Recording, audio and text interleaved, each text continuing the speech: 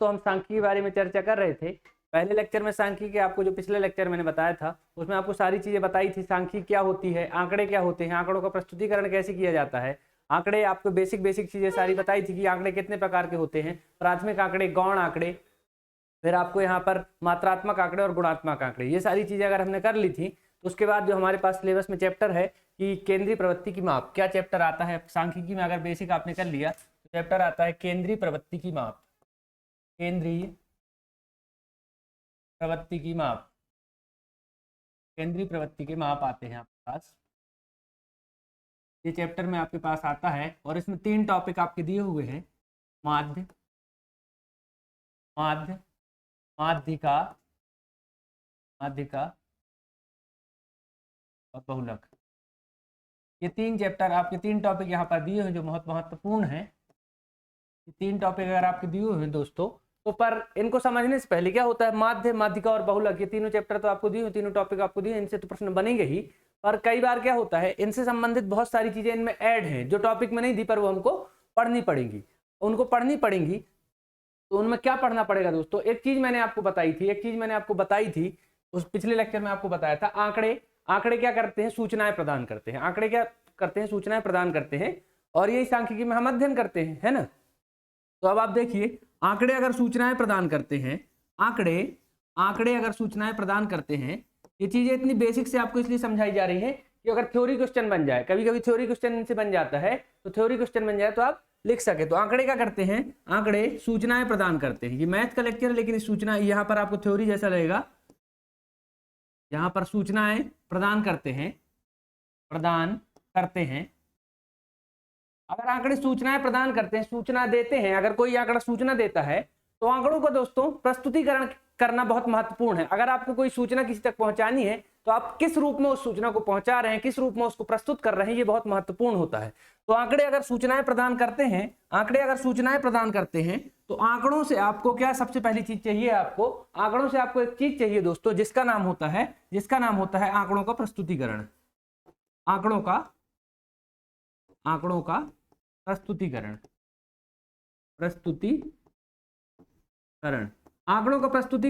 आंकड़ों का प्रस्तुतिकरण आप जैसे करेंगे सामने वाले की में आप वैसा जो है तो इंप्रेशन बैठाएंगे। आपको जो आप अवलोकन करता है वो आपको आंकड़ों को देख के समझ जाए कि आप क्या सूचना देना चाहते हैं। तो आंकड़ों का प्रस्तुतिकरण बहुत महत्वपूर्ण होता है।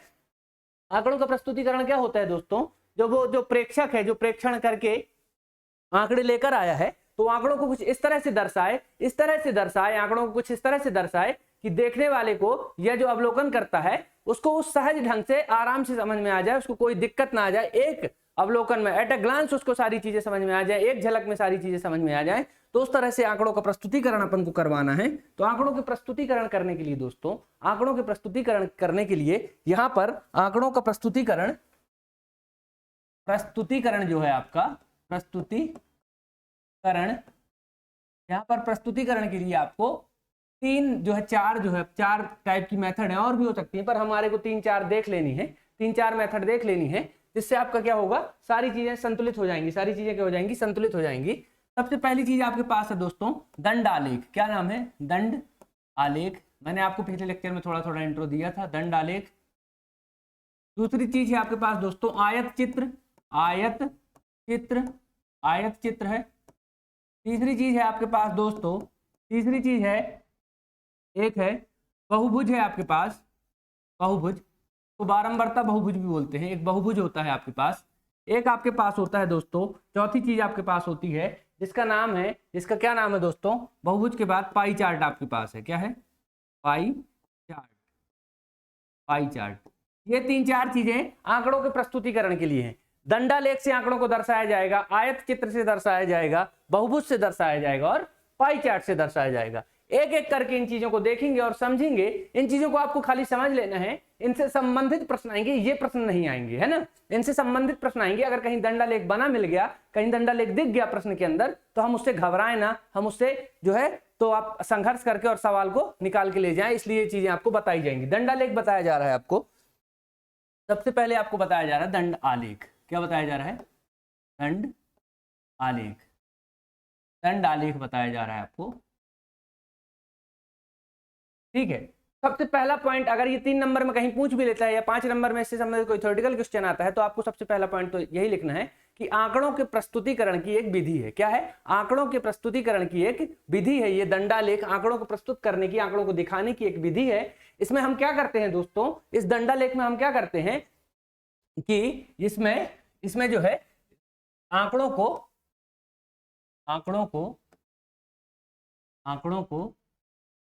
दंड के रूप में एक्स अक्ष एवं वाई अक्ष में प्रदर्शित करने की चित्रीय विधि है ना? कौन सी विधि है आपकी? ये चित्रीय विधि। आंकड़ों को एक्स अक्ष और वाई अक्ष में प्रदर्शित करने की ये चित्रीय विधि है ना? चित्र की सहायता, चित्रीय विधि है। ये विधि है आपकी आंकड़ों को प्रदर्शित करने की। दंडालेख क्या है दोस्तों? आंकड़ों को एक्स अक्ष और वाई अक्ष में प्रदर्शित करने की ये विधि है। तो इस प्रकार से दंडालेख में हम कैसे प्रदर्शित करते हैं, क्या करते हैं, आइए इसको समझते हैं कि हम कैसे करते हैं। इसमें क्या होता है दोस्तों, इसमें अगर आपको लिखना है तो लिख सकते हैं। अगर आपके पास पेन कॉपी है तो आप इसमें ये लिख सकते हैं कि इसमें 2 अक्ष बना लिए जाते हैं। अगर आपको इसकी पूरी थ्योरी लिखना है, इसमें 2 अक्ष बना लिए जाते हैं, एक्स अक्ष और वाई अक्ष। एक्स अक्ष में आपका दंड निरूपित किए जाते हैं। क्या निरूपित किए जाते हैं? दंड निरूपित किए जाते हैं, अर्थात दंड बनाए जाते हैं। दंड मतलब ऐसा एक दंडा सा, ये दंड हो गया, मान लीजिए ये दंडा सा, ये दंड हो गया ऐसे, ठीक है? इसमें कोई अलग से बहुत समझने वाली बात नहीं। तो दंड बना लिए जाते हैं। अगर दंड बना लिए जाते हैं दोस्तों, अगर इस तरह के दंड बना लिए जाते हैं और वाई अक्ष में बारंबारता को दर्शाया जाता है। क्या दर्शाया जाता है? बारंबारता को दर्शाया जा सकता है। बारंबारता, ये टॉपिक आप अपने दिमाग में रखिए। बारंबारता क्या होती है अभी आपको नहीं बताया, पर बता दूंगा। यहाँ पर आ रहा है बारंबारता, मतलब कोई नंबर बार बार आ रहा है तो उस चीजों को यहाँ पर वाई अक्ष में दर्शाया जाता है और इन दोनों को मिला के एक चित्र बनाया जाता है, जिससे आंकड़ों को समझने में, सूचनाओं को ग्रहण करने में आसानी होती है, सहजता होती है। दंडालेख दोस्तों, दंडालेख आप अपने दैनिक जीवन में कई जगह देखते हैं। दंडालेख अपने दैनिक जीवन में कई जगह देखते हैं। ये करने की चित्रीय विधि है और जिसमें आप लिख लोगे, जिसमें दंडों के बीच समान चौड़ाई और दंडों की भी समान चौड़ाई, ठीक है? दंडों के बीच समान चौड़ाई और दंडों की भी समान चौड़ाई, ये दोनों चीज आपको याद रखना है। तो ये चीजें आप याद रखेंगे, कोई बहुत कठिन चीज नहीं है, कोई बहुत याद रखने वाली बात नहीं, बस समझना है कि दंडालेख ऐसे बनता है, ठीक है? मान के लिए आपसे दंडालेख ऐसे बन जाएगा। पहली चीज तो आप ऐसे ही समझ ली कि दंडालेख बनता कैसे। ये एक वाई अक्ष बन जाता है, ये आपका एक एक्स अक्ष बन जाता है। अब मान के लिए यहाँ कोई डाटा आपको देना है, कोई डाटा आपको रिप्रेजेंट करना है, कोई डाटा आपको दिखाना है। अगर कोई डाटा आपको दिखाना है दोस्तों, अगर कोई डाटा आपको दिखाना है तो हम क्या करते हैं, मान चलिए आपको कहीं पे किसी स्कूल में गए आप और वहां पर बच्चों के जन्म का महीना दिखाना है, ठीक है? तो आपको मान के चलो यहाँ पर बच्चों के जन्म का महीना लिख देता हूं मैं। यहाँ पर लिख दिया मैंने जनवरी, यहाँ पर लिख दिया फरवरी, फेब लिख दिया, यहाँ पर मार्च, ऐसे करके आप यहाँ पर जन्म के महीने मार्च, अप्रैल, फिर मई, इनको ऐसे लिख रहा हूं मैं, जून, जुलाई, ऐसे आप लिख लीजिएगा, समझ जाइए। अब अगर यहाँ पर दिया है, कहीं पर आपको दे दिया कि किसी स्कूल में बच्चों के जन्म के महीने की कौन से महीने में कितने बच्चे, अब यहाँ पर लिख दिया मैंने 1, यहाँ पर 2, यहाँ पर 3, यहाँ पर 4 और 5, यहाँ पर 6 और 7, ये लिख दिया मैंने, ठीक है? अब जनवरी के महीने में वहां पर अगर यहाँ पर एक सारणी दी हुई है, ऐसी सारणी दी हुई है, यहाँ पर लिख दिया बच्चों की संख्या, यहाँ पर लिख दिया महीना, जन्म का महीना लिख दिया, ठीक है? ये दो चीज अगर आपके पास दी हुई है और बोल देगा कि दंडालेख बनाइए, और यहाँ पर यहाँ पर संख्या लिख दी, बच्चों की संख्या, यहाँ पर लिख दिया, ये ऐसे बना दिया, और बना सकते हैं 1 2 3 4 5, यहाँ पर लिख दिया, या कुछ भी लिख सकते हैं। इसको 4 कर दीजिए, इसको कर दीजिए आप 2, इसको कर दीजिए 5, इसको कर दीजिए 6, इसको कर दीजिए 8, ठीक है? अगर 4 है तो महीना यहाँ पर लिख दिया, ये जनवरी वाले हैं, ये जनवरी वाले बच्चे हैं, ये फरवरी वाले बच्चे हैं, मार्च वाले बच्चे हैं, ये अप्रैल वाले हैं, ये अप्रैल मई वाले हैं, ठीक है। इस तरह से आपको डाटा दे देगा, बोलेगा एक दंड आलेख में निरूपित कीजिए। ऐसे देखने में, अब यहाँ पर आपको ऐसे देखने में आपको असेंडिंग ऑर्डर, डिसेंडिंग ऑर्डर, आरोही अवरोही क्रम में जमाना पड़ता है, कहीं कुछ करना पड़ता है, लेकिन दंड आलेख आपको एट अ ग्लांस एक झलक में बता देता है कि सबसे बड़ा आंकड़ा कौन सा है। अब जैसे जनवरी के महीने में 4 बच्चे पैदा हुए हैं, तो यहाँ पर एक दंड बना दोगे जिसकी लंबाई 4 तक जाएगी, 4 तक गई, ये चली गई, ठीक है। फरवरी के महीने में 2 बच्चे पैदा हुए हैं, तो यहाँ पर दो बच्चों का जन्म फरवरी में हुआ है, ठीक है। फिर मार्च के महीने में 5 है, तो ये 5 है, 5 की सीध में यहाँ से एक दंड जाएगा, ये गया 5 की सीध में, ये गया 5। फिर यहाँ पर अप्रैल के महीने में 6, ठीक है। और यहाँ पर मई के महीने में 8 है, ठीक है। और 8 तक जाने दीजिए, 7 के ऊपर 8 आएगा, यहाँ तक जाने दीजिए। इसी तरह से हो सकते हैं 4 हुए हो, 5 हुए हो, 3 हुए, आगे वो अपन को फालतू का वो करने की जरूरत नहीं। तो इस तरह से ये दंड बनते हैं। इसमें क्या होता है दोस्तों, दंडों की चौड़ाई समान है और इनके बीच में सतत अंतर होता है, ठीक है ना। इनके बीच में एक वर्ग अंतराल होता है, वर्ग का अंतर होता है। तो ये दंडों की चौड़ाई और वर्ग का अंतर मैंने आपको बताया, ये दंडालेख है। इसके दैनिक जीवन में आप बहुत सारे उदाहरण देखते हैं। आप क्रिकेट देखते हैं, क्रिकेट में कई बार आपको दिखाया जाता है कि किस ओवर में कितने रन बने, यहाँ ओवर लिख देता है, पहले ओवर, दूसरे ओवर, तीसरे ओवर, फिर यहाँ पर मीनार बना देता है, ये दंड बना देता है। तो कोई ओवर में अगर 17 रन बने हो तो सबसे ऊंची लाइन, 22 रन बने हो, जैसा जो भी होता है, तो आप देखते हैं क्रिकेट में इस तरह की चीजें। तो ये दंड आलेख होता है दोस्तों। दंड आलेख में अब यहाँ पर निरूपण, अगर आपसे पूछ ले कि सबसे ज्यादा बच्चे किस महीने में जन्म लेते हैं, तो आपको यहाँ पर बता दोगे मई का दंड सबसे बड़ा है, मई का आलेख सबसे बड़ा है, तो आप सीधे देख के बता दोगे कि मई के महीने में, ठीक है। आपको इस तरह की चीजें दंड आलेख में दिखाई जाती हैं। तो दंड आलेख से संबंधित अगर ऐसा कहीं पे कुछ आ जाता है और उससे संबंधित आपको माध्य, माध्यिका और बहुलक ही इसके संबंधित आएगा, दंड आलेख सीधे बनाने को नहीं आता, ऐसा दंड आ जाएगा और यहीं पर इन्हीं से माध्य पूछ लेगा। तो वो आगे हम बताएंगे आपको कि कैसे इनका माध्य निकाला जा सकता है, दंड की सहायता से या बिना दंड की सहायता से, ठीक है। तो ये सारी चीजें बीच बीच में आएंगी आपके प्रश्नों में, इसलिए समझना बहुत महत्वपूर्ण है। तो ये दंड आलेख वाली बात होती है। दंड आलेख के बाद आपको क्या बताया मैंने, दंड आलेख के बाद बताया आपको आयत चित्र। तो आयत चित्र की ओर चलेंगे। तो पहले आपको दंड आलेख समझ में आ गया है। दंड आलेख में क्या सबसे महत्वपूर्ण चीज आपको याद रखनी है कि 2 अक्ष बन जाएंगे और जो है, तो यहाँ पर ये जो दंड के मान है, किसके मान, दंड के मान बारंबारता के समानुपाती होते हैं, समानुपाती होते हैं, ठीक है। तो दंड के मान है, दंड के मान जैसे यहाँ अगर 7 है तो यहाँ पर 7 तक जाएगा, तो समानुपाती होंगे, ठीक है। इसमें कोई बहुत बड़ी चीज नहीं, 3 मार्कर में आए तो आप ऐसे लिख सकते हो, एक डायग्राम छोटा सा बना देना। बाकी 3 मार्कर में इसको आने की संभावना नहीं, क्योंकि हमारे चैप्टर में अलग से मेंशन नहीं किया है। ये सारी चीजें हमको माध्य, माध्यिका, बहुलक में काम आएंगी, इसलिए आपको यहाँ पर बताई जा रही है। और सांख्यिकी का बेस यहीं से बनता है कि आंकड़ों को हम प्रस्तुत कैसे कर रहे हैं। हम सामने वालों को, अगर आंकड़ों का काम क्या है, सूचनाएं देना, आंकड़ों का काम है सूचनाएं देना, और सूचना को हम कितने अच्छे वे में दे सकते हैं कि एट अ ग्लांस, एक झलक में लोगों को समझ में आ जाए। तो उसकी ये विधि है दोस्तों। दंड आलेख एक विधि है, एक आयत चित्र विधि है, पाई चार्ट विधि है, बारंबारता बहुविध विधि है। तो ऐसी बहुत सारी इसकी विधियां हैं। तो ये दंड आलेख अगर हो जाता है, ये दंड आलेख अगर हुआ, तो आपके पास दूसरा पॉइंट आता है। दूसरा पॉइंट आपके पास आता है आयत चित्र। आयत चित्र, आयत चित्र को बोलते हैं दोस्तों हिस्टोग्राम। आयत चित्र को इंग्लिश में बोलते हैं हिस्टोग्राम। और अगर आयत चित्र आपको आ जाता है तो आपने दंड आलेख अगर समझ लिया, दंड आलेख आयत चित्र में थोड़ा सा डिफरेंस होता है। कैसा डिफरेंस होता है, थोड़ा सा डिफरेंस होता है। तो यह भी लिख देंगे आप कि यह दंड आलेख की भांति बनाया गया एक चित्रीय निरूपण है। कैसा निरूपण है, चित्रीय निरूपण है। चित्रीय निरूपण का मतलब आंकड़ों का चित्रीय निरूपण है, जिसमें आंकड़े चित्र के रूप में दिखाए जा रहे हैं। आंकड़े किस रूप में दिखाए जा रहे हैं, चित्र के रूप में दिखाए जा रहे हैं। तो अगर आंकड़ों का चित्रीय निरूपण है और आयत चित्र है, तो यहाँ पर एक डायग्राम समझिए आप। अगर मैंने कहा कि दंड आलेख थोड़ा सा डिफर है, तो लगभग बाकी चीजें दंड आलेख के जैसी होंगी। तो यहाँ पर ये बना दिया मैंने, ये यहाँ कुछ भी लिख दीजिए आप, 0 से 10, 0 से 10 लिख दीजिए, 10 से 20, 20 से 30। ये बारंबारता कहलाएगी। यहाँ पर जो हम दर्शाएंगे ये वर्ग कहलाते हैं। 10 से 20 लिखा, 20 से 30 लिखा, ये वर्ग कहलाएंगे। और जो y अक्ष में लिखा जाएगा ये बारंबारता कहलाएगी, ठीक है। 20 से 30, फिर 30 से 40, फिर 40 से 50, ऐसे करके आपके वर्ग आ सकते हैं, कुछ भी वर्ग आ सकते हैं। आयत चित्र और दंड आलेख में क्या डिफरेंस है दोस्तों, कि इसमें जो है दंड जो है सतत बनते जाते हैं, अंतराल नहीं होता है, गैप नहीं होता।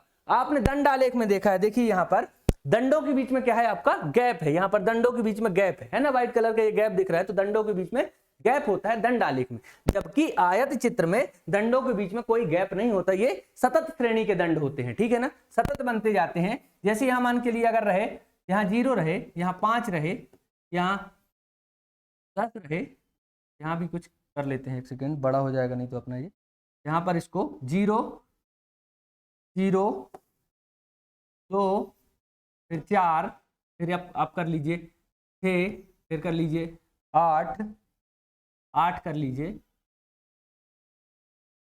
10, इस तरह से आपने बन गए, ठीक है, ये बारंबारता बन गई है। और यहाँ पर ये अब मान के लिए 0 से 10 से 20 के बीच में, यहाँ पर मान लीजिए पौधों की संख्या है, ये पौधों की संख्या है, ये घरों की संख्या है ना। 10 से 20 पौधे कितने घर में है? 4 घर में। 0 से 10 पौधे कितने घर में? 4 घर में। 10 से 20 पौधे मान के लिए 10 घर में अगर बोल दिया तो सीधा दंड लंबा जाएगा 10 तक और यहाँ पर इससे ऐड हो जाएगा, तो यहाँ पर गैप नहीं बनेगा, है ना। इसमें एक चीज और देखिए, वर्ग सतत आते हैं। दंड आलेख में वर्ग कैसे आएंगे? दंड आलेख में वर्ग ऐसे आते हैं कि मान के लिए रहा 0 से 10, 0 से 10 रहा, तो अगला वर्ग क्या आएगा? 11 से 20, 11 से 20। अगला वर्ग क्या आएगा? 21 से 30, ऐसा आएगा। लेकिन आयत चित्र में वर्ग कैसे आते हैं? 0 से 10 आया, फिर आएगा 10 से 20 आएगा, फिर आएगा 20 से 30 आएगा। तो ये आयत चित्र में होता है, जो पहले वर्ग की उच्च सीमा है वो दूसरे वर्ग की निम्न सीमा होती है, ठीक है। जो पहले वर्ग की उच्च सीमा है वो दूसरे वर्ग की निम्न सीमा होती है, जबकि दंड आलेख में वर्ग अलग अलग होते हैं, इनमें सतत अंतराल होता है, ठीक है। तो ये चीजें समझ लीजिए। तो यहाँ पर ये हो गया। अब मान के लिए अगले बार 6 आ गया, तो ये ऐसे बनते जाते हैं, यहाँ पर ये ऐसे बनते जाएंगे आपके, ये बन गया। मान के लिए अगली बार 8 आया है तो यहाँ 8 तक ले जाइए, ऐसे करके आपके ये बनते जाते हैं। तो दंडालेख और आयत चित्र में आपको डिफरेंस समझ में आ गया। दंडालेख में क्या होगा? यहाँ पर दंडों के बीच में गैप होगा, पर्टिकुलर गैप होगा, और वर्ग जो है सतत नहीं होंगे, वर्ग सतत नहीं होंगे। इसमें वर्ग सतत होंगे, वहां वर्ग में अंतराल होगा जिसको वर्ग अंतराल कहते हैं, यहाँ वर्ग सतत होंगे, ठीक है, यहाँ वर्ग सतत होंगे। तो इस तरह की चीज आयत चित्र में आपको ये चीजें आप समझ लीजिए, ताकि आपको अगर आगे सवाल आते हैं आयत चित्र कहीं लिखा होता है तो आप ये ना सोचें कि हे भगवान ये क्या आ गया, है ना। तो कोई बड़ी चीज नहीं है, नॉर्मल सी चीजें, फंडामेंटल है, जो माध्य, माध्यिका और बहुलक में यूज होते हैं, ठीक है। तो ये आयत चित्र है, इस तरह से आयत चित्र बनेगा। इसमें याद रखने योग्य बात क्या है? याद रखने योग्य बात यही है कि इसमें दंडों के बीच में कोई गैप नहीं होता, और जो इसमें दंडों, इसका क्षेत्रफल होता है। अब आयत चित्र है तो आयत का क्षेत्रफल भी तो होता है, आयत के जैसे बना है, तो इसका जो क्षेत्रफल होता है दोस्तों, तो क्षेत्रफल बारंबारता के समानुपाती होता है। वहां पर दंड की लंबाई बारंबारता के समानुपात होती थी, यहाँ पर इसका क्षेत्रफल बारंबारता के समानुपाती होता है। अर्थात अगर यहाँ 10 आया है, अगर यहाँ पर 10 आया है दोस्तों, ये बारंबारता की मात्रा 10 आई है, तो इसका क्षेत्रफल जो निकलेगा वो 10 के किसी रेशियो में निकलेगा, तो क्या हो जाएगा? ये इसकी समानुपाती हो जाएगा, ठीक है। ये चीजें आपको याद रखना है, ये बहुत छोटी छोटी चीजें हैं जो याद रखनी है आपको। आयत चित्र हो गया, आपका दंड आलेख हो गया। अब आगे चलते हैं हम लोग। अच्छा, आयत चित्र और दंड आलेख अगर समझ रहे हैं आप लोग, तो एक पॉइंट आता है जिसको बोलते हैं निकुंच, निकुंच बोलते हैं। सांख्यिकी में अगर 3 मार्कर में आ गया निकुंच, निकुंच आ गया 3 मार्कर में, इसको किंक बोलते हैं, KINK, किंच या निकुंच बोलते हैं। तो दंड आलेख है या आयत चित्र में हमेशा वर्ग 0 से स्टार्ट होना है। कहां से स्टार्ट होना? एक्स अक्ष और वाई अक्ष जब हम बनाते हैं, मान के लिए एक्स अक्ष है, ये वाई अक्ष है, ये एक्स अक्ष है, तो यहाँ 0 होता है, यहाँ पर 0 होता है जहां इनका सम्मेलन होगा, ठीक है। तो यहाँ पर 0 से वर्ग स्टार्ट होता है, यहाँ पर 0 से वर्ग स्टार्ट होता है। लेकिन हमको दिए हुए सवाल में अगर कहीं पर 0 नहीं है, हमको दिए हुए सवाल में अगर कहीं पर 0 नहीं है, मान के लिए वर्ग सीधे 15 से स्टार्ट हो गया, 15 से 20, 20 से 25, इस तरह से वर्ग स्टार्ट हो रहा है ना, इस तरह से वर्ग स्टार्ट होता है। 0 से जो पहला वर्ग है, अगर 0 से पहला वर्ग है उसके बीच में 0 से स्टार्ट नहीं हो रहा, तो यहाँ पर कौन सी चीज आ जाएगी? निकुंच आ जाएगा। निकुंच का ये साइन होता है दोस्तों, अगर 3 मार्कर में आए तो इसको जरूर बनाएं। ये ऐसे करके जेड के तरह एक साइन होगा, ये ऐसे करके निकुंज का साइन होता है, ये इसको बना देंगे आप और निकुंज को लिख देंगे कि निकुंज का साइन दंड आलेख है आयत चित्र में वहां उपयोग होता है जहां पर वर्ग की शुरुआत 0 से नहीं होती, वर्ग की शुरुआत 0 से नहीं होती, क्योंकि दंड आलेख आयत चित्र में यहाँ पर हमको जो वर्ग बनता है, जो ग्राफ बनेगा वो 0 से ही स्टार्ट होता है। पर अगर सवाल में गिवन नहीं है 0, तो यहाँ पर 0 के बगल से, यहाँ पर 0 के बगल से ये निकुंज का निशान बना देता हूं मैं, ये निकुंज का निशान बना दूंगा,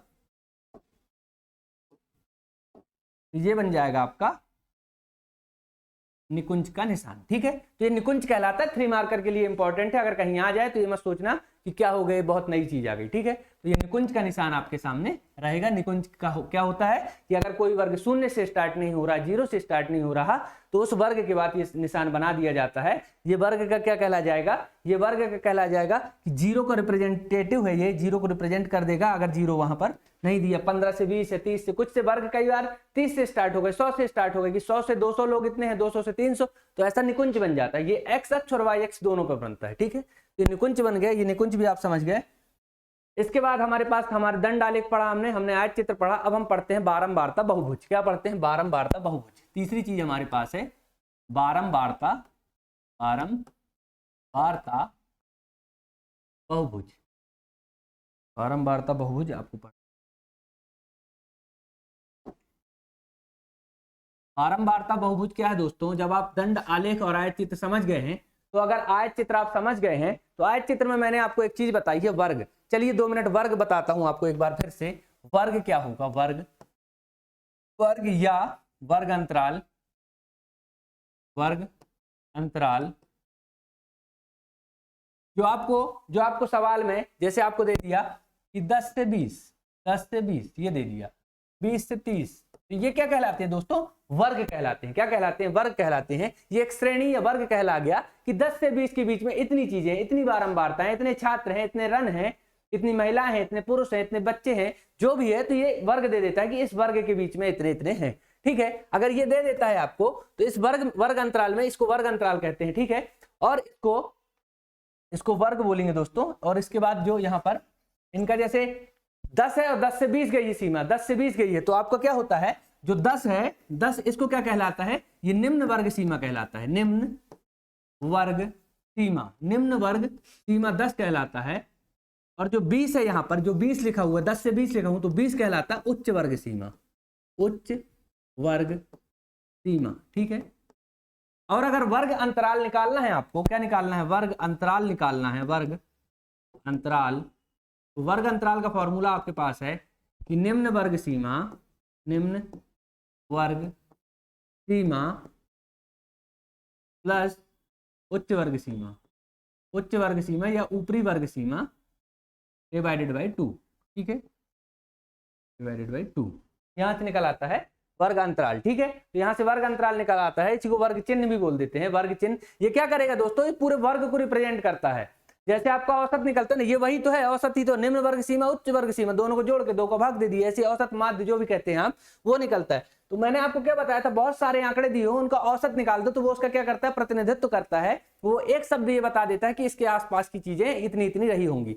वैसे ही ये है दोस्तों वर्ग अंतराल, ये वर्ग चिन्ह कहलाता है, ये पूरे वर्ग को रिप्रेजेंट करता है, वर्ग का प्रतिनिधित्व करता है। ठीक है, तो ये वर्ग का अगर प्रतिनिधित्व करता है तो ये बारंबारता बहुभुज जो बताने वाला हूं इसमें आपको काम आने वाला है। तो अगर आपको यहाँ वर्ग बता रहा हूं, मैं वर्ग बता रहा हूं, तो ये वर्ग आप समझ गए हैं, इसकी निम्न वर्ग सीमा, उच्च वर्ग सीमा।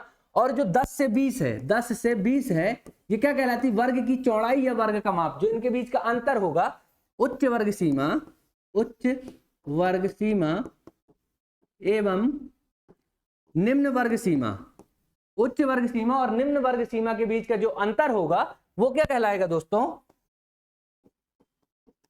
ये कहलाएगा वर्ग की चौड़ाई या वर्ग की माप। वर्ग की माप कितनी या वर्ग की चौड़ाई कितनी है, ये इनका अंतर कहलाएगा। तो कितनी चीजें मैंने आपको बताई, वर्ग बताया, वर्ग क्या होता है, जो वर्ग दिया हुआ होता है 10 से 20, जो वर्ग अपन को दिया हुआ बारंबारता के सापेक्ष ये वर्ग कहलाएगा। वर्ग में जो पहला मान है वो निम्न वर्ग सीमा, ये जो कम मान है वो निम्न वर्ग सीमा, 10 निम्न वर्ग सीमा, 20 उच्च वर्ग सीमा है। निम्न वर्ग सीमा और उच्च वर्ग सीमा यहाँ पर दोनों को जोड़ के 2 का भाग दे देते हैं, तो क्या आ जाता है, यहाँ पर वर्ग अंतराल आ जाता है। इसके बाद अगर आपको वर्ग सीमा पूछ लिया तो दोनों वर्गों के बीच का अंतर निकाल देते हैं। ठीक है, तो इतनी चीजें वर्गों से संबंधित याद रखेंगे कि आप बार बार आएगी हर सवाल में, वर्ग बार बार ये सवाल में यूज होगी, तो आपको ये चीजें बता दी। इसके बाद जैसे मैं बोल रहा हूं आपसे कि बारंबारता बहुभुज, क्या बोल रहा हूं, बारंबारता बहुभुज, बारंबारता बहुभुज, बारंबारता बहुभुज। यहाँ पर बारंबारता बहुभुज अगर आपसे पूछा तो सबसे पहला पॉइंट है कि बारंबारता को आप समझ लें। बारंबारता वह प्रविष्टि होती है दोस्तों, वह संख्या होती है जो किसी आंकड़े में बार बार आती है। ठीक है ना, मान के चलिए यहाँ पर मैं एक आंकड़ा लिख दूं, 4 2 3 6 2 5 6 3 7 6 4 2 1, ऐसा लिख दिया मैंने। तो ये आंकड़े दिए हुए हैं आपको, इस आंकड़ों में जो प्रविष्टि जितने बार आ रही है वो उसकी बारंबारता कहलाएगी। अर्थात 4 यहाँ पर 1 बार है, 4 यहाँ पर 2 बार है, तो 4 की बारंबारता कितनी है? 2 बार। बारंबार मतलब बारंबार आना, वो चीज बारंबार आ रही है, फ्रीक्वेंसी इसको बोलते हैं, फ्रीक्वेंसी बोलते हैं इसको, क्या बोलते हैं? फ्रीक्वेंसी बोलते हैं। तो यहाँ पर इसको एफ से, छोटे वाले एफ से डिनोट करते हैं, स्मॉल एफ से डिनोट करते हैं, ठीक है। तो कोई चीज कोई प्रविष्टि किसी आंकड़े में कितनी बार आ रही है वह संख्या उसकी बारंबारता कहलाती है। अगर 3 मार्कर में पूछे तो ऐसी डेफिनेशन लिखना कि कोई प्रविष्टि किसी आंकड़े में जितनी बार आती है वह उसकी बारंबारता संख्या कहलाती है, ठीक है। तो यहाँ पर 4 है, यहाँ पर 2 है, 1 2 3 बार, तो 2 की बारंबारता 3 हो गई, ऐसे करके आपको लिखना पड़ता है, ठीक है। तो ये आपकी बारंबारता की परिभाषा हो गई। अब बारंबारता बहुभुज, जो हमको आंकड़ों को रिप्रेजेंट करने के लिए बताया जाता है। तो आपने आयत चित्र समझ लिया कि आयत चित्र क्या होता है, कि आयत के आकार का होगा पहली चीज तो, और उसमें वर्गों की, इसमें क्या बोलते हैं, वर्गों के बीच में कोई अंतराल नहीं होगा, दंडों के बीच में कोई अंतराल नहीं होगा, ठीक है। अगर दंडों के बीच में कोई अंतराल नहीं है दोस्तों, दंडों के बीच में कोई अंतराल नहीं है, और अगर बहुभुज आपको देखना है, यहाँ पर बारंबारता बहुभुज देखना है, तो बारंबारता बहुभुज के लिए क्या कहते हैं, आपको दंड बना दिया, मान के चलिए यहाँ पर ये दंड आलेख बना देता हूं, ये दंड आलेख आपके लिए बना दिए मैंने, ये दंड आलेख आपके लिए बना दिए, ठीक है। यहाँ पर दंड बन गए आपके लिए, इसकी चौड़ाई आप लोग अपने हिसाब से समान कर लीजिएगा। तो अगर ये दंड आलेख बन गए तो इसमें क्या करना पड़ता है दोस्तों, कि आपको यहाँ पर दंडों के बीच का, दंडों के मध्य बिंदु या वर्ग, यहाँ आपको क्या दिए होंगे, वर्ग दिए होंगे। मान के लिए दिया है 10 से 20, 10 से 20, 20 से 30, इस तरह से अगर आपको वर्ग दिए हैं, इस तरह से अगर आपको वर्ग दिए हुए हैं, तो आपको इनका क्या करना है, मध्य बिंदु निकाल लेना। मध्य बिंदु कैसे निकालेंगे, यही वर्ग अंतर जो आपको यहाँ पर बताया था, निम्न यहाँ पर ये वर्ग अंतराल आपको निकाल लेना है। मान के चलिए 10 से 20 है, तो 10 + 20 30, तो इन दोनों के बीच का पॉइंट क्या आएगा, 10 से 20 के बीच का पॉइंट आएगा 15, तो यहाँ पर 15 इसका मध्य बिंदु, इसको ए बी नाम दे दीजिए क्योंकि ए यहाँ कहीं आएगा, ठीक है। इसको बी, यहाँ पर एक मध्य बिंदु मिल जाएगा सी, यहाँ पर मध्य बिंदु मिल जाएगा डी, यहाँ पर मध्य बिंदु मिल जाएगा ई, यहाँ पर मिल जाएगा एफ। तो इस तरह से सारे वर्गों के मध्य बिंदु ज्ञात करते हैं। सबसे पहले क्या करते हैं, अगर बहुभुज बनाना है आपको तो सारे वर्गों का मध्य बिंदु ज्ञात कर लेते हैं। मध्य बिंदु ज्ञात करने के बाद क्या करेंगे, मध्य बिंदु अगर आपने ज्ञात कर लिया है, मध्य बिंदु ज्ञात करने के बाद सारे पॉइंट को एक दूसरे से जोड़ देते हैं। क्या करते हैं, जोड़ देते हैं। बी को सी से जोड़ दिया, सी को डी से जोड़ दिया, डी को ई से जोड़ दिया, ई को यहाँ पर एफ से जोड़ दिया। पर ये अभी कंप्लीट नहीं हुआ, ये अभी कंप्लीट नहीं हुआ, क्योंकि ये बारंबारता तो ठीक है, कोई भी बहुभुज या कोई भी चित्र जो है वो जो है अपनी मुख्य सीमा से या 0 की सीमा से अगर स्टार्ट होगा और वहीं अंत होगा तो वो पूरा चित्र कंप्लीट माना जाएगा। तो यहाँ पर अगर ये कंप्लीट नहीं हुआ है तो आपको क्या करना है, जो पहला वाला आपको बारंबारता दी हुई है, मान के लिए यहाँ 10 से 20 दी हुई है, तो आप यहाँ 0 से 10 एक बारंबारता मान के यहाँ पर पॉइंट ए मान लेंगे, ठीक है। पॉइंट ए मान लेंगे और पॉइंट बी को ए से मिला देंगे। ये 0 बारंबारता का होगा, 0 बारंबारता का होगा, अर्थात एक्स अक्ष पर होगा, उसके पैरेलल होगा, ठीक है। और अगर यहाँ पर आपको इस तरह भी यहाँ पर मान के लिए 20 से 30, 30 से 40, 40 से 50, 50 से 60, अगर इस तरह के पॉइंट दिए हैं तो हमको ये अगर बहुभुज कंप्लीट करना है तो हमको 60 से 70 एक पॉइंट और मानना पड़ेगा, 60 से 70, और यहाँ पर इसको पॉइंट को अपन मिला देंगे तो ये सारे इतने सारे आपके यहाँ पर जो बन जाएगा ये बहुभुज कहलाएगा, ठीक है। बहुभुज बनाने को अगर कहीं पर आता है तो बहुत सरल सा सवाल आएगा जिसमें आपको यहाँ पर दे देगा विद्यार्थियों की संख्या, यहाँ पर दे देगा उपस्थिति की संख्या, विद्यार्थियों की संख्या दे दिया, उपस्थिति की संख्या दे दिया। आप इस तरह के बहुभुज बना के उसको रिप्रेजेंट कर सकते हैं। इसका उपयोग बहुत कम होता है, मुख्यतः उपयोग होगा आपका बहुभुज का, उसका आयत चित्र का और दंड आलेख का, ठीक है। तो अगर इन दोनों चीजों का उपयोग होगा तो इस तरह की चीजें अगर आपके सामने आती हैं तो आप कर देंगे, ठीक है। इस तरह से भी आंकड़ों को रिप्रेजेंट किया जाता है। अगर कभी कोई वर्ष दे देता है, कोई ईयर दे देता है कि इस ईयर में इतनी पैदावार हुई, गेहूं की पैदावार दे दिया, गेहूं की पैदावार दे दिया, इस बार से इतनी हुई, इस बार से इतनी हुई, फिर इस ग्राफ से आप क्या समझते हैं कि पहले गेहूं की पैदावार बढ़ी, फिर घटी, फिर बढ़ी, फिर घटी और घटती चली गई, फिर एकदम से बढ़ भी सकती है। तो इस तरह से ग्राफ को देख के हम आंकड़ों से सूचना एकत्रित कर सकते हैं। तो अगर आंकड़ों से सूचना एकत्रित कर सकते हैं तो आप देखिए यहाँ पर हमारे पास जो नेक्स्ट टॉपिक आ रहा है, उसका नाम क्या होगा, पाई चार्ट। तो हम पाई चार्ट की ओर चलते हैं।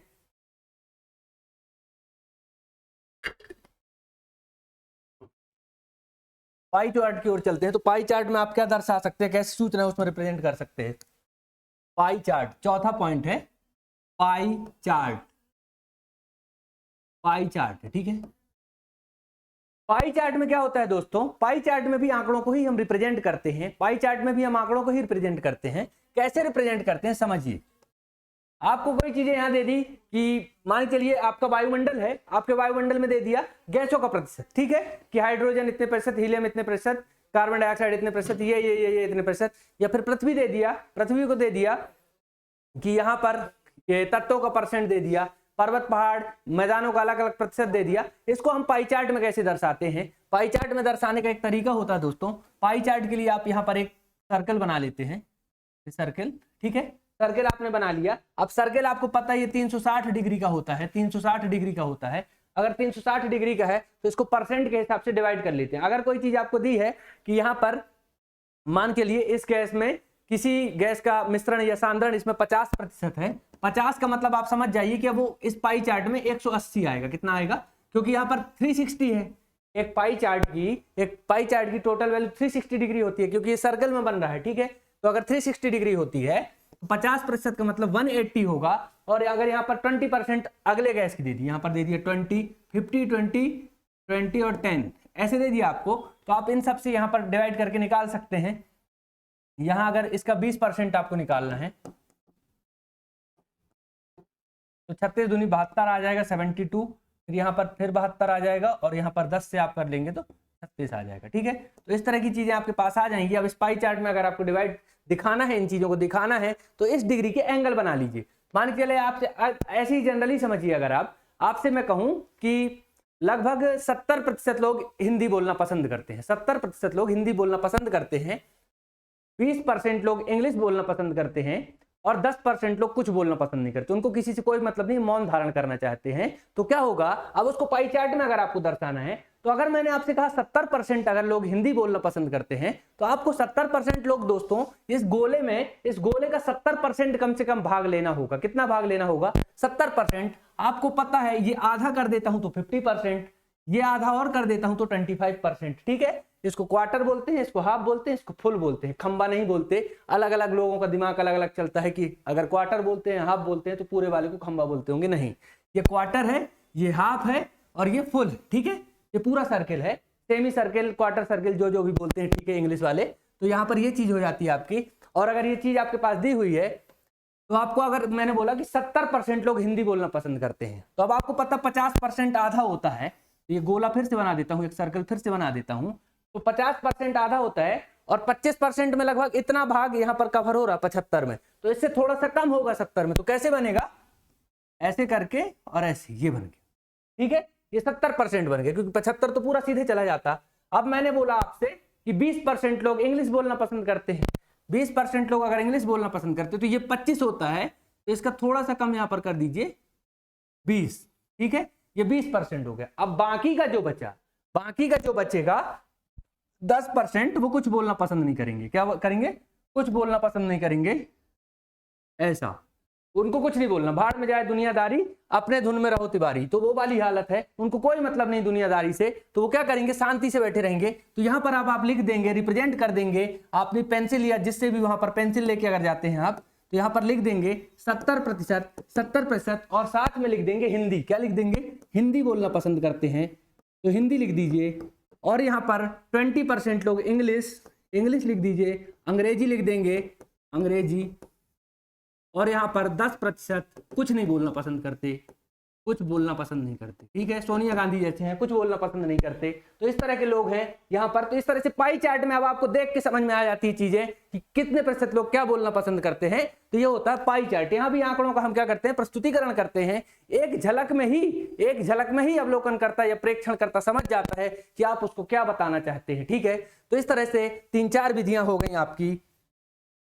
एक तो आपको बता दिया मैंने दंडालेख में आंकड़ों का निरूपण करते हैं।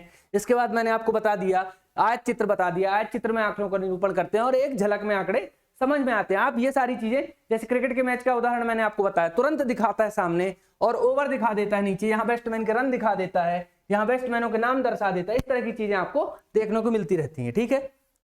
इसके बाद निकुंज बताया मैंने। अगर निकुंज की परिभाषा फिर से आप समझ लीजिए, अगर यहाँ पर कोई भी वर्ग 0 से आरंभ नहीं होता, तो वहां पर निकुंज का निशान बना दिया जाता है, ठीक है। कोई भी वर्ग अगर जीरो से आरंभ नहीं होता तो निकुंज का निशान बना दिया जाता है, और ये है निकुंज का निशान, इसको बनाएंगे। ठीक है, इसके बाद यहाँ पर वर्ग बताया आपको मैंने, वर्ग अंतराल बताए, वर्ग सीमा बताई, उच्च सीमा बताई, निम्न सीमा बताई। ठीक है, इसके बाद आपको बताया बारंबारता। तो बारंबारता क्या होती है? कोई भी प्रविष्टि किसी आंकड़े में जितनी बार आती है वह संख्या उसकी बारंबारता कहलाती है। उदाहरण बताया यहाँ, जैसे 4 2 बार आया है, 2 3 बार आया है, तो ये क्या कहलाएगी? उसकी बारंबारता कहलाएगी। ठीक है,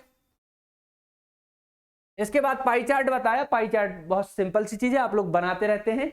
आपने पाई चार्ट, बार ग्राफ, ये सारी चीजें आप अपने एमपीपीएससी में अन्य सब्जेक्ट में भी उपयोग करते रहते हैं, तो ये सारी चीजें आपको पता है। इनमें आंकड़ों का प्रस्तुतिकरण किया जाता है। आप देखते होंगे कि आप उसमें क्या बोलते हैं, ज्योग्राफी में आप बनाते हैं कि यहाँ पर वायुमंडल में कितने प्रतिशत कौन सी गैस है, उसके लिए आप एक पाई चार्ट बनाते हैं कि इतने प्रतिशत नाइट्रोजन है, कार्बन डाइऑक्साइड है, ऑक्सीजन है, उसके लिए भी आप पाई चार्ट से रिप्रेजेंट करते हैं और वहां परीक्षा में अपना इंप्रेशन जमाते हैं। ठीक है, इसके बाद पाई चार्ट के बाद अगर इतनी सारी चीजें आप समझ गए हैं तो ये सारी चीजों से संबंधित हमको कोई ज्यादा प्रश्न नहीं करने हैं। हो सकता है बारंबारता से संबंधित एक प्रश्न आ जाए, कोई आपको यहाँ पर क्वेश्चन दे दे, कि एक कक्षा में 20 विद्यार्थियों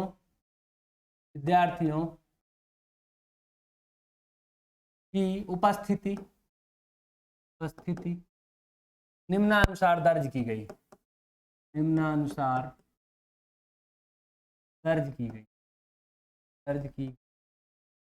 तो और कर लेते, एक माह में उपस्थिति, एक माह में, एक साल में करेंगे तो बहुत बड़े बड़े डाटा हो जाएंगे। एक माह में निम्नानुसार दर्ज की गई। एक कक्षा में 20 विद्यार्थियों की उपस्थिति निम्नानुसार दर्ज की गई।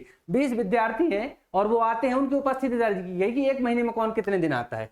तो यहाँ पर ऐसे डाटा आपको दिया रहता है। इसमें कोई इतना विशेष नहीं होता है अलजेब्रा जैसे कि आपको एकदम पर्टिकुलर क्वेश्चन ही करना है। इसमें क्वेश्चन बना के आप ट्रायल मार सकते हैं। ठीक है, जैसे इसमें कर रहा हूं मैं कि मान के लिए पहला कोई विद्यार्थी वो 15 दिन आया, फिर कोई 20 दिन आया, कोई 18 दिन आया, कोई 16 दिन आया, कोई 15 दिन आया, कोई 14 दिन आया, कोई 9 दिन आया, कोई 22 दिन आया, कोई 27 दिन आया, कोई 19 दिन आया, कोई 21 दिन आया, कोई 2 दिन आया, गधा विद्यार्थी है 2 दिन आया, कोई 7 दिन आ गया, कोई फिर 16 दिन आ गया, कोई 5 दिन आ गया, कोई 6 दिन आ गया, कोई 9 दिन आ गया, कोई 12 दिन आ गया, कोई 16 दिन आ गया। ठीक है, कितने हो गए? 2 4 6 8 10 12 14 16 18 19, एक और ले लीजिए, कोई मान के लिए 24 दिन और आ गया। ठीक है, तो अगर ये आंकड़े आपको दे दिया, बोल दिया कि एक बारंबारता सारणी बनाइए, तो आप बिल्कुल बारंबारता सारणी बना सकते हैं। बस आपको 2 चीजें तो लिखनी होती हैं। यहाँ पर ये बना लीजिए। अब यहाँ पर आंकड़ों में बहुत डिफरेंस कर दिया मैंने। आंकड़े अगर बारंबारता सारणी बनाने को आता है तो आंकड़ों का रिपीटेशन होता है। क्या होता है? बहुत रिपीटेशन होता है। जैसे 16 है तो 16 3-4 बार आएगा, 15 है तो 15 3-4 बार आएगा। मैंने यहाँ पर वेरिएशन ज्यादा कर दिया है, तो वेरिएशन ज्यादा हो गए तो टेबल लंबी बनेगी, इससे ज्यादा कुछ नहीं होगा। यहाँ पर आप 2 कॉलम बनाना पड़ेगा आपको। एक में आप लिखेंगे विद्यार्थियों की संख्या, एक में आप लिखेंगे उपस्थिति। ठीक है, अब यहां से आप विद्यार्थियों की संख्या है वो लिख लेंगे 1 2 3 4 5 6। तो कौन सा विद्यार्थी अब कितने दिन आया, इस टेबल से आप यहाँ पर बारंबारता सारणी बना सकते हैं। बारंबारता सारणी में बहुत लोकल लेवल की चीज है, 7th लेवल की, कि बारंबारता के जो चिन्ह होते हैं, मिलान चिन्ह उनको बोलते हैं। तो उसमें 4 निशान के बाद 1 2 3 4 एक तिरछी लाइन खींचते हैं, वो 5 को रिप्रेजेंट करती है। जैसे यहाँ पर अगर 5 लिखना होता तो मैं लिख देता 1 2 3 4 5, तो ये तिरछी लाइन 5 को रिप्रेजेंट करती है। ठीक है, 5 डंडे नहीं खींचता, 4 डंडे खींच के एक तिरछी लाइन खींच देता हूँ। ठीक है, तो ये बारंबारता सारणी से संबंधित प्रश्न है। आया तो आया, वरना कभी नहीं आएगा, क्योंकि टॉपिक जो है वो आपका अब आरंभ होता है, वो होता है केंद्रीय प्रवृत्ति के माप। क्या होता है? केंद्रीय प्रवृत्ति के माप।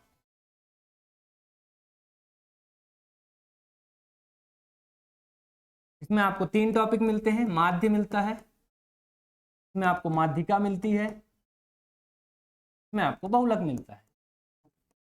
अगर ये 3 चीजें मिलती हैं आपको, तो ये तीनों चीजें बहुत महत्वपूर्ण हो जाती हैं, क्योंकि सिलेबस में मेंशन किया हुआ है। तो अगर दोस्तों केंद्रीय प्रवृत्ति की माप की बात करें, तो मैंने आपको इंट्रो लेक्चर में या पिछले लेक्चर में आपको ये बताया था कि केंद्रीय प्रवृत्ति क्या होती है। दोस्तों बहुत सारे आंकड़े दिए हुए हैं, बहुत सारे आंकड़े अगर आपके पास दिए हुए हैं तो अगर आपसे, जैसे मैं कहता हूं, मैंने आपको पहले भी उदाहरण में बताया कि महेंद्र सिंह धोनी ने 300 मैच खेले। कितने मैच खेले? 300 मैच खेले। अब 300 मैच में अलग अलग रन बनाए, ठीक है। किसी मैच में 100 बनाया, किसी मैच में 10 बनाया, किसी मैच में 130 बनाया, किसी मैच में 5 बनाया, किसी मैच में 0 बनाया, किसी मैच में 135 बनाया, किसी मैच में 200 बनाया। 200 तो नहीं बनाया आज तक, नहीं लिखते, गलत बात हो जाएगी। 200 नहीं बनाया आज तक महेंद्र सिंह धोनी ने। किसी मैच में 186 बनाया है, बहुत हाईएस्ट स्कोर उनका है। किसी मैच में 124 बनाया, किसी मैच में 5 बनाया, किसी मैच में 7 बनाया, किसी मैच में 9, किसी में 11। तो ऐसे करके 300 मैच का तो मैं नहीं लिख सकता यहाँ। ऐसे करके महेंद्र सिंह धोनी ने रन बनाए हैं। और महेंद्र सिंह धोनी ने अगर रन बनाए हैं ऐसे करके, तो आपसे महेंद्र सिंह धोनी छोड़िए, आपको कोई भी आईपीएल का खिलाड़ी है, आईपीएल के किसी खिलाड़ी ने इस तरह से 50 मैच में रन बनाए हैं। अब सिलेक्टर्स को सिलेक्ट करना है, तो वो उसका मैच का उठा के रन देखेंगे क्या? एक एक मैच का? नहीं, रन वन नहीं देखेंगे। बोलेंगे कि यार रवि शास्त्री ये बता दो कि इस व्यक्ति का औसत बता दो तुम मेरे को, मैं समझ जाऊंगा कि ये कैसा खेलता होगा।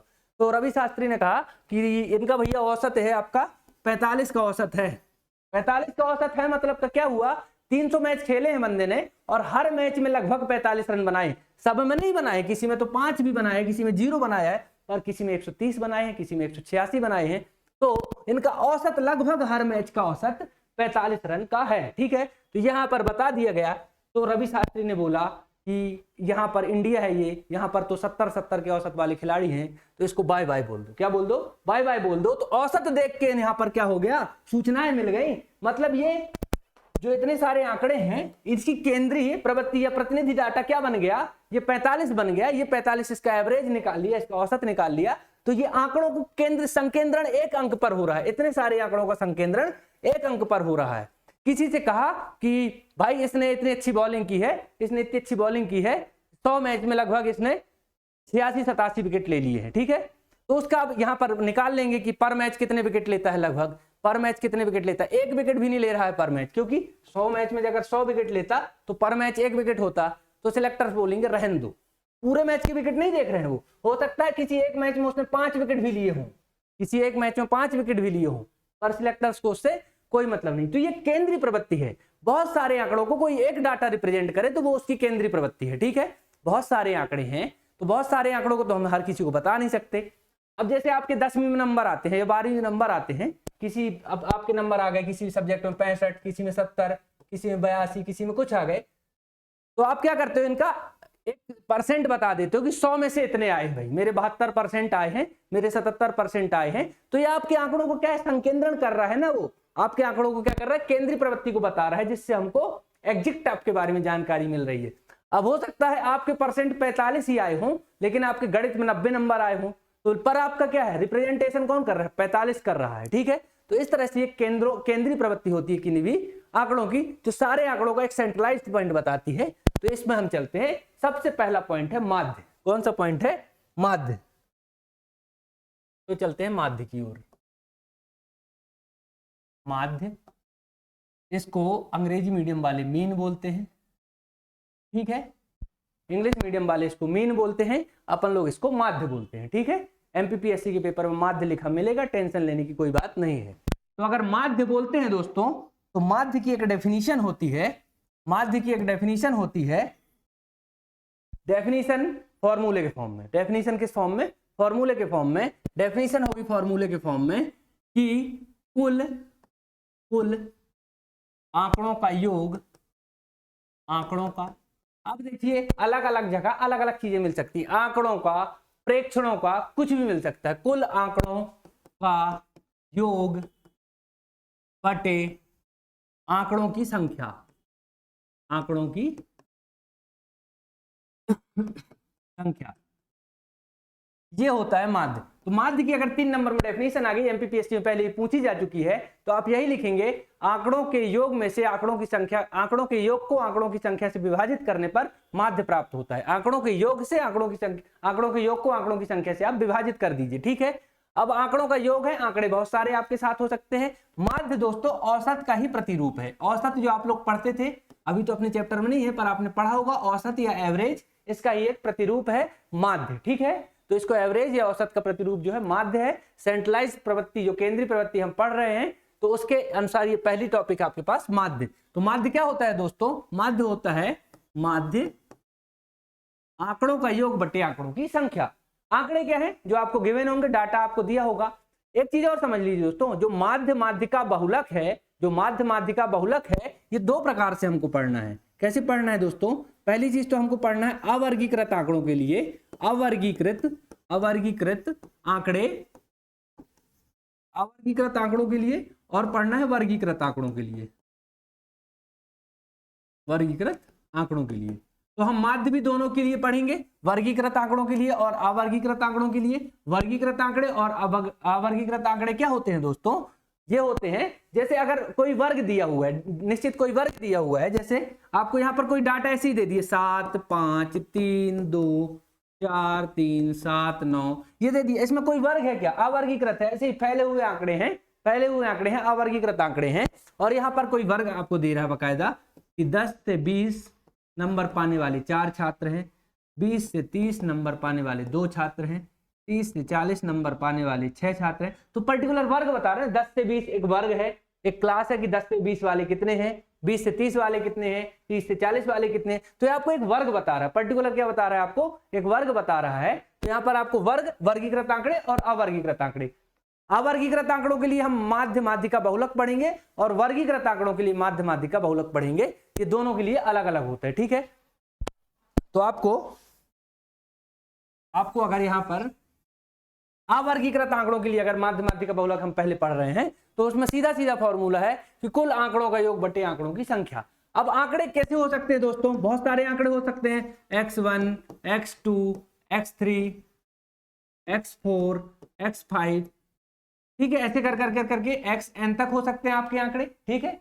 और आंकड़ों का योग बटे आंकड़ों की संख्या, मतलब टोटल नंबर ऑफ आंकड़े कितने हैं, नंबर ऑफ आंकड़े n लिख दिए मैंने। तो आंकड़ों का योग बटे आंकड़ों की संख्या, x1 है, x2 है, प्लस लगा दीजिए, ठीक है। यहाँ पर ये प्लस ये आंकड़ों की संख्या। तो अब आंकड़े आपके साथ बहुत सारे x1 x2 x3 से लेके xn तक हैं, और यहाँ पर आंकड़ों की संख्या भी आपको यहाँ पर दी हुई है। अगर ये चीजें आपको दी हुई हैं तो आप इसको क्या लिख सकते हैं? जब सबका समीशन होता है तो इसको एक निशान से डोनेट करते हैं जिसका नाम है सिग्मा, ऐसे करके ऐसे डोनेट करते हैं, इसका नाम है सिग्मा। ये समीशन इसको बोलते हैं, सबका समीशन है। तो यहाँ पर सबका summation of x upon n हो जाता है, summation of x upon n हो जाता है, ठीक है। तो इस तरह से ये फॉर्मूला हो जाता है। अब छोटे छोटे अगर माध्य के, अवर्गीकृत माध्य के फॉर्मूले आपके पास आते हैं, तो क्वेश्चन आपके पास आते हैं, तो आप उसको सॉल्व कर सकते हैं। जैसे उदाहरण के रूप में देख लीजिए, उदाहरण एक फुटबॉल मैच में खिलाड़ियों द्वारा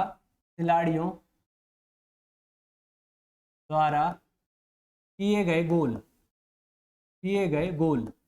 आपको गोल दे देगा, बहुत सारे गोल दे देगा। किसी खिलाड़ी ने 2 गोल किए, किसी ने 3 किए, किसी ने 5 किए, 5 तो वैसे कोई नहीं कर पाता, 1 किए, किसी ने 6 भी कर दिए, चलो 4 कर दिए, किसी ने 3 कर दिए, किसी ने 2 कर दिए। अगर आपको ये कर दिया तो इससे पूछ लेगा कि इन खिलाड़ियों को माध्य बताइए, ठीक है। क्या बताइए? माध्य बताइए। तो सबको जोड़ दीजिए, बहुत सिंपल सा है, 2 + 3 + 5 + 1 + 6 + 4 + 3 + 2, और ये कितने हैं? 1 2 3 4 5 6 7 8 डिवाइडेड बाई 8, सबको जोड़ के 8 का भाग देंगे। तो ये माध्य के, अवर्गीकृत माध्य के आपसे सवाल पूछने वाला वैसे वो नहीं है, अवर्गीकृत माध्य के आपसे सवाल पूछने वाला नहीं है, पर ये बेसिकली अवर्गीकृत माध्य के लिए फॉर्मूला अगर आपको पूछ भी ले तो सबसे पहले आप लिखेंगे फॉर्मूला माध्य बराबर summation of x upon n हो जाएगा, x अपॉन n हो जाएगा, मतलब इन सब का योग बटे n टोटल नंबर ऑफ कितने हैं? 8 है। तो इस तरह के आपको अगर सवाल पूछता है तो हम उनको कर देंगे। चलिए यहाँ तक आपका लेक्चर रखते हैं, एक बार रिवीजन करते हैं, आपको क्या क्या पढ़ाया आज, एक बार रिवीजन कर लेते हैं, क्विक रिवीजन में आपको सारी चीजें समझ में आ जाएंगी। सबसे पहले मैंने आपको बताया कि केंद्रीय प्रवृत्ति की माप हमारे चैप्टर में है, यहाँ से शुरुआत होती है। सांख्यिकी तो हमने आपको बेसिक लेक्चर पहले ही बता दिया था। तो केंद्रीय प्रवृत्ति की माप आती है, इसमें माध्य, माध्यक और बहुलक 3 टॉपिक दिए हुए हैं कि ये 3 टॉपिक से हम आपसे प्रश्न पूछेंगे। अगर ये 3 टॉपिक से प्रश्न पूछेंगे तो कैसे प्रश्न पूछोगे भाई? तो प्रश्न पूछेंगे आंकड़ों से संबंधित। अगर आंकड़ों से संबंधित आप प्रश्न पूछेंगे तो आंकड़ों को रिप्रेजेंटेशन या आंकड़ों को हम जैसे रिप्रेजेंट करते हैं, लोगों को दिखाते हैं, तो उसकी एक पर्टिकुलर विधि होनी चाहिए, उसे क्या बोलते हैं? आंकड़ों का प्रस्तुतिकरण बोलते हैं। तो आंकड़ों का अगर प्रस्तुतिकरण बोलते हैं तो आंकड़ों को प्रस्तुत करने की हमारे पास 4 विधियां हैं, जिसका नाम है दंड आलेख, आयत चित्र, बहुभुज और पाई चार्ट। ये 4 विधियों से हम आंकड़ों को आपको दिखाते हैं कि भैया आंकड़े हैं, आप समझ जाइए कि हम क्या दिखाना चाहते हैं, ठीक है। तो ये 4 विधि से दिखाते हैं। इसके बाद दोस्तों मैंने आपको दंडलेख बताया, दंडालेख बताया। दंडालेख क्या होते हैं, इसमें 2 चर x और y के 2 अक्ष बना लिए जाते हैं, 2 अक्ष बना लिए जाते हैं और दोनों अक्षों में क्या कर दिया जाता है, y अक्ष में बारंबारता और x अक्ष में दंड दर्शाए जाते हैं। दंडों के बीच में दूरी होती है, दंडों के बीच में दूरी होती है, वर्ग में अंतराल होता है, वर्ग में अंतराल होता है। यहां पर आपको बता दिया था ये सारी चीजें, ठीक है। इसके बाद आयत चित्र होता है। आयत चित्र में क्या होता है, वर्ग में अंतराल नहीं होता, वर्ग में अंतराल नहीं होता। और से दंड जो है, दंडों के बीच में कोई दूरी नहीं होती, दंडों के बीच में कोई दूरी नहीं होती, ये भी यहां पर बताया था। इसके बाद निकुंज या किंक बताया था, ये 3 मार्कर के हिसाब से महत्वपूर्ण बन सकता है। तो निकुंज क्या होता है दोस्तों, जब कोई वर्ग शून्य से स्टार्ट नहीं होता, जब कोई वर्ग शून्य से स्टार्ट नहीं होता, शून्य से आरंभ नहीं होता, तो उस वर्ग में शून्य के बाद एक निशान बनाया जाता है, इसे निकुंज कहते हैं, निकुंज कहते हैं। और निकुंज का निशान ये बनता है जेड टाइप का, उल्टा वाला, ठीक है। यहां पर वर्ग बता दिया, वर्ग सीमा बता दिए, तो बहुत आसान सी चीज है। इसके बाद आपको बारंबारता बताया कि कोई भी प्रविष्टि किसी आंकड़े में कितनी बार आती है, वह संख्या उसकी बारंबारता कहलाती है। कोई भी प्रविष्टि किसी आंकड़े में कितनी बार आती है, वह उसकी बारंबारता कहलाती है, ठीक है। इसके बाद पाई चार्ट बताया, बहुत आसान था। यहाँ पर 360 का होता है, जितने परसेंट जो जो चीज दी हुई है उससे आप यहाँ पर इसको बता सकते हो। फिर यहाँ पर आपको ये बारंबारता सारणी बनाने के लिए एक बता दिया था क्वेश्चन। इसके बाद आपको केंद्रीय वृत्ति की माप को आरंभ किया, यहाँ पर माध्य से आरंभ किया था, माध्य से आरंभ किया। माध्य में होता है अवर्गीकृत आंकड़ों का माध्य और वर्गीकृत आंकड़ों का माध्य। आपसे याद रखिएगा, पूछेगा वर्गीकृत आंकड़ों का माध्य, ठीक है। तो ये अवर्गीकृत भी अपन को पढ़ना है। अगर 3 मार्कर में कोई क्वेश्चन पूछ लेता है तो आंकड़ों का योग बटे आंकड़ों की संख्या, ये होता है इनका माध्य। अभी माध्य की बहुत लंबी क्लास चलेगी क्योंकि टॉपिक में दिया हुआ है, तो पूरा माध्य का क्लास हम अगले लेक्चर में करेंगे। यहाँ पर एक प्रश्न आपके साथ कर दिया, तो बहुत बहुत धन्यवाद। मिलते हैं अगले लेक्चर में आपसे, ठीक है। तो इसके साथ आपका अगली लेक्चर में हम माध्य के जितने भी वर्गीकृत माध्य के क्वेश्चन है उनको सॉल्व करने की कोशिश करेंगे।